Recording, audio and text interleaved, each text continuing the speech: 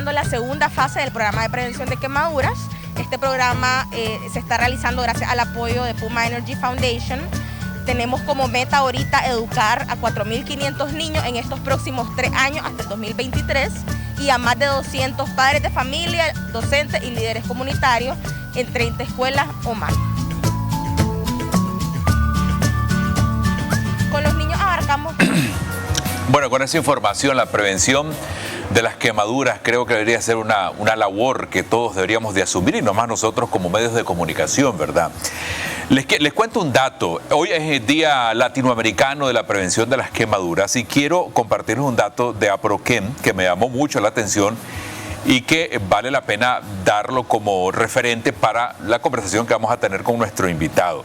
Hablando de quemaduras, las edades, oigan esto, del 51% de 5 o de 1 a 5 años, el 23% de 0 a 11 meses, el 17% de 6 a 10 años, el 7% de 11 a 15 años y un 2% de 16 a 20 años.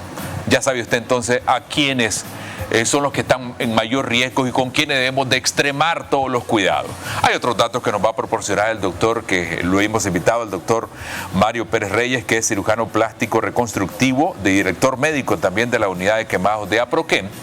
Y vamos a hablar, por supuesto, de la labor de prevención de quemaduras que tiene APROQUEM, que es un trabajo que se hace, como vieron en el video, a través de los centros educativos. Doctor, un placer tenerlo por acá con nosotros. Muchas gracias, buen día. Siempre agradecerles por el espacio que nos brindan. Y como bien decía, justo el día de hoy, 26 de octubre, pero en 1981 fue instituido el Día Latinoamericano sobre Prevención de Quemaduras. Esto fue en Argentina, por la Federación Latinoamericana de Quemaduras, en homenaje a la fundación que creó el doctor Fortunato Benaín, un cirujano plástico reconstructivo dedicado al manejo de quemaduras, una autoridad a nivel mundial en el manejo de quemaduras.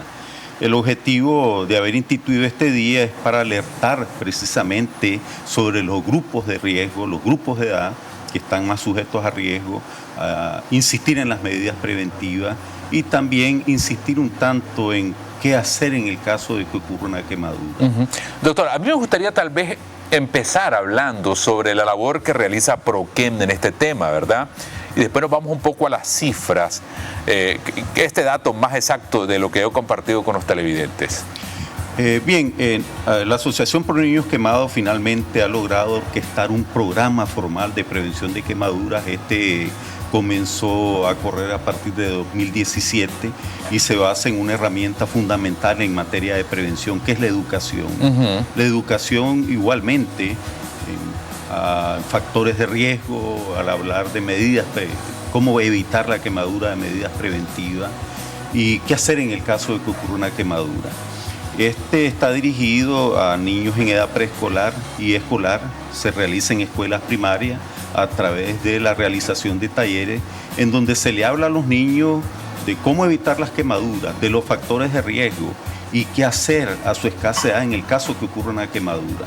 Pero como definitivamente detrás de un niño hay un adulto, aquí hemos involucrado a los padres de familia, a los educadores y líderes comunales.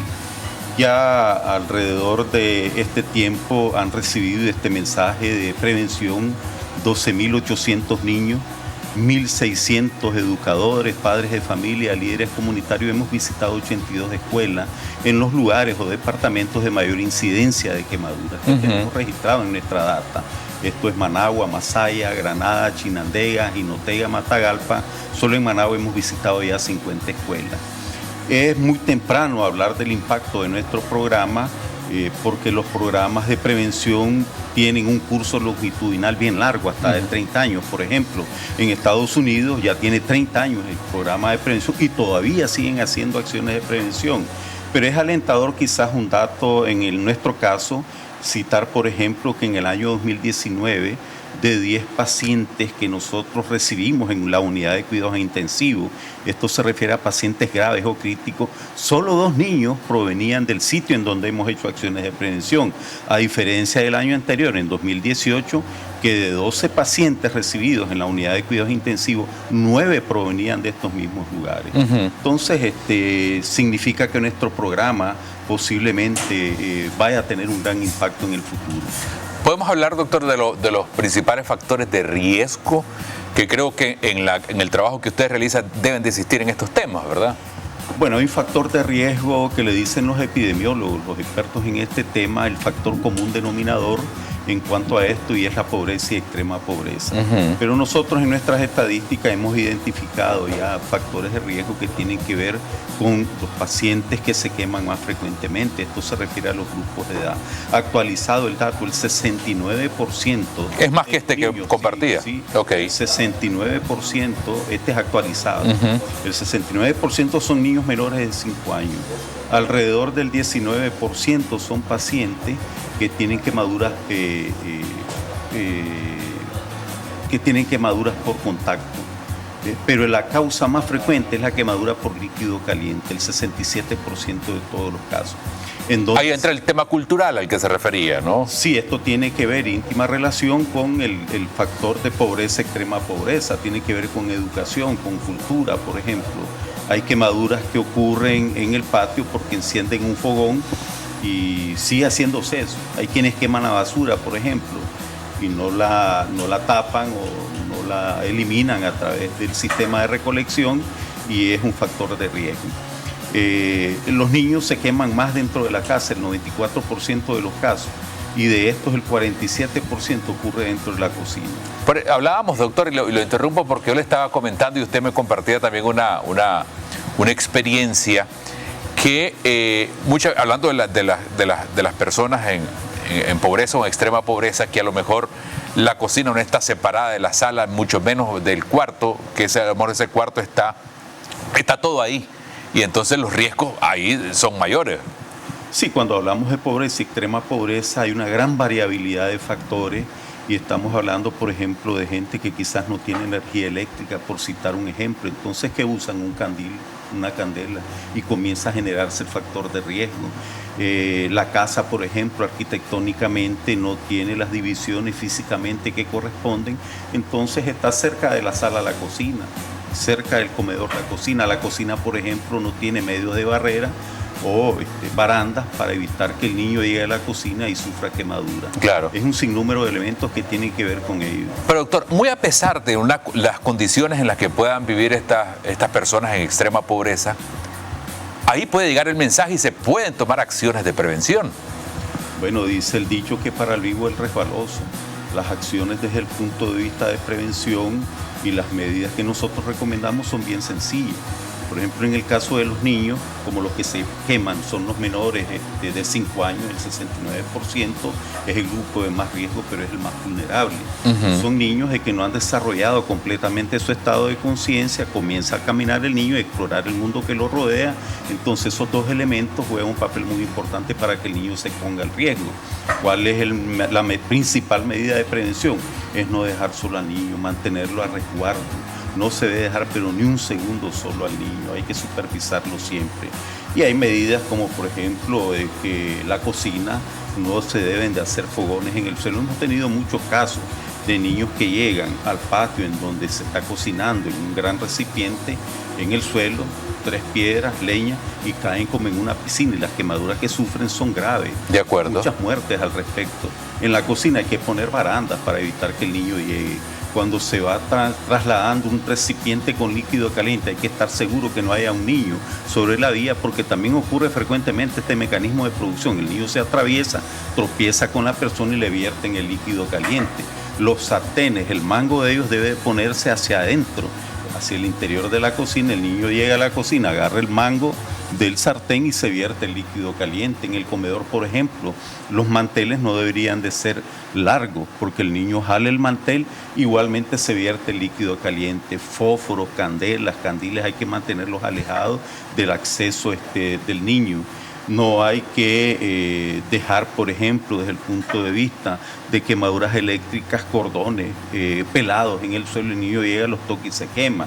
Los tomacorrientes deben de protegerse. El niño tiene unos deditos bien chiquititos que bien alcanzan en este toma y se queman los deditos y se queman la mano seriamente. Deberá no dejarse, por ejemplo, enfriándose en el suelo un comal la plancha. Frecuentemente ocurre eso, el niño llega al sitio y se quema la mano, se quema otra parte del cuerpo seriamente.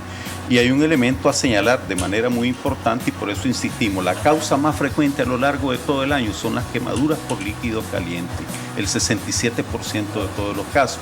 Y como decíamos anteriormente, un 19% se queman por quemaduras por contacto, al tocar un objeto caliente. De tal manera de que muchos preguntan, ¿y las quemaduras por pólvora qué? No son la causa más frecuente, es como alrededor del 1% en nuestras estadísticas, pero la verdad es que la pólvora tiene un factor agregado desde el punto de vista dañino. Aparte de la quemadura, estos artefactos son explosivos y esa onda expansiva daña las pequeñas cadenas digitales óseas de las manos de los niños. Por lo tanto, produce amputaciones muchas veces o fracturas tales de que es imposible reconstruir una mano, un dedo de un niño. Esto solo es el 1%. Obviamente cobra relevancia cuando vienen las fiestas patronales, las fiestas de fin de año, la Navidad, la Purísima, etc. Pero la causa más frecuente es quemaduras por líquido caliente. Bueno, ya sabes, televidente, yo creo que es importante, conociendo las principales causas, los principales factores de riesgo, que nosotros también asumamos nuestro rol. Doctor, para finalizar, tal vez hacer un poquito de... explicarle un poquito a nuestros televidentes el trabajo que ha realizado en estos más de 30 años, porque de la labor preventiva ya hablamos, pero la atención integral que brindan a los niños y su familia, por favor. Sí, nosotros desde hace aproximadamente un poco más de 30 años ya hemos brindado 660.000 servicios de salud totalmente gratuitos. La atención que brindamos en nuestra unidad de quemados es integral, es multidisciplinaria, significa un sinnúmero de especialistas con un solo objetivo. No solo salvar al niño quemado, porque el tratamiento que brindamos es médico-quirúrgico, esto incluye cuidados intensivos para los niños más graves, sino también hacer reconstrucción cuando ocurren secuelas de quemaduras, porque ¿de qué sirve salvar al niño? Se hace una secuela y no se reconstruye, pero esta es una cadena de eventos, una cadena de necesidades. ¿De qué sirve salvarlo, reconstruirlo si no lo rehabilita? Hacemos también rehabilitación física, rehabilitación psicológica, y la rehabilitación psicológica va dirigida no solo al niño, sino a su familia, a su entorno familiar. Y tenemos el valor agregado de nuestra casa albergue, en donde le brindamos alojamiento y alimentación al paciente y un familiar cuando es de zonas alejadas. Esto en cuanto al manejo del paciente quemado. También tenemos un programa de manejo de malformaciones congénitas que igual es integral. Tratamos de emular la labor que hacemos en función del quemado y es integral. Esto se refiere a pacientes con labio y paladar hendido. Hacemos cirugía reconstructiva, tratamiento odontopediátrico, tratamiento ortodóntico. Yo siempre insisto en el tema, imagínense un tratamiento ortodóntico que anda por alrededor mínimo de $1.500 o quizás más, que se le brinde a un niño de manera gratuita. No lo he escuchado yo en otra organización, para serles bien honesto. Se hace terapia de lenguaje, tratamiento otorrinolaringológico, evaluación audiológica, consejo nutricional, tratamiento o rehabilitación psicológica en el paciente, y esto igualmente va dirigida al familiar. Y siempre pues el valor agregado de nuestra casa albergue para este tipo de pacientes.